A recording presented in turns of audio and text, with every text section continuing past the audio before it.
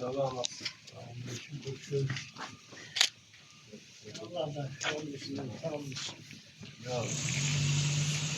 Allah'ım nasıl ve ala Muhammedin Allah'ım eyvallah ya Rabbi Muhammedin Ali seyyidina kardeşim ahire ya Allah. Cemiyen merhumin ve mağfirin ve mağfirin. Muhammed ve Ali tecimden sağlı ve alim. Fatiha. Elhamdülillah. Allah sevmeyen. Rahmet ya. Geçiyor.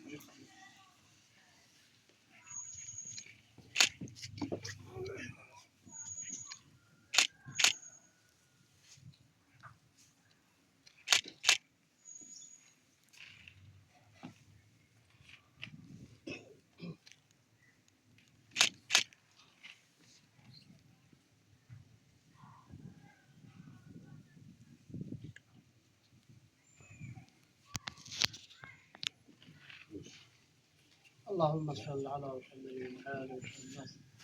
السلام عليك يا صاحب الغاب إلى روح المرحومين والمسلمين المعلومين النبي آل محمد وعليه فاتح.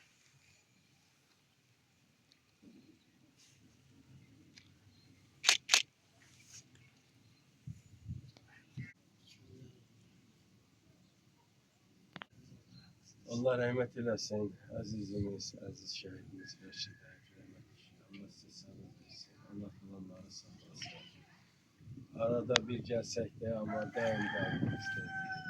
Arada bir gelip kabrini ziyaret etsek de hayalımızda, fikrimizde, yüreğimizde hemşe şehitleri Allah'ta rahmet diliyoruz. Kalmış valideynlerine sabır diliyoruz. Onların elimiz için, obamız için, devletimiz için, bizim için, bizim kəs neslimiz için, geleceğimiz için elədikləri göz qabağındadır. Bugünkü rahat, firavan həyat, əmin amanlıq, elimizin, obamızın dünya dövlətləri içərisində fəxrlə, vüqarla inkişafı, möhtərəm cənab prezidentin dünya dövlətləri rəhbərləri qarşısında fəxrli, vüqarlı çıxışları hamısı biz şəhidlərin zəhməti hesabını başa düşürük. Bir daha Allah şəhidlərinizi rəhmət eləsin. Allah sizə səbr versin. Həmişə biz sizin yanınızdayıq. Möhtərəm cənab prezident sizin yanınızdadır. Biz həmişə sizə mənəvi dayaq olmuşuz. Oturdu da nə sözülüyorsun?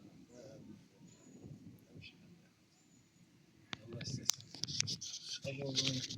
Ben de size öz minnettarlığımı bildirirəm. Gəlib şəhidlərimizi ziyarət edirsiniz. Çok hoş oldu bizlere. Allah sizlere can sağlığı versin. Allah sizleri korusun.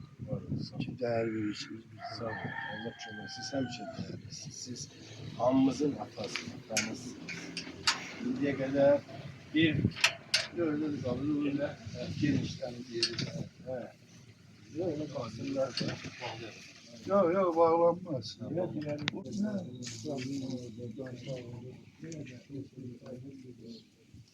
Thank you.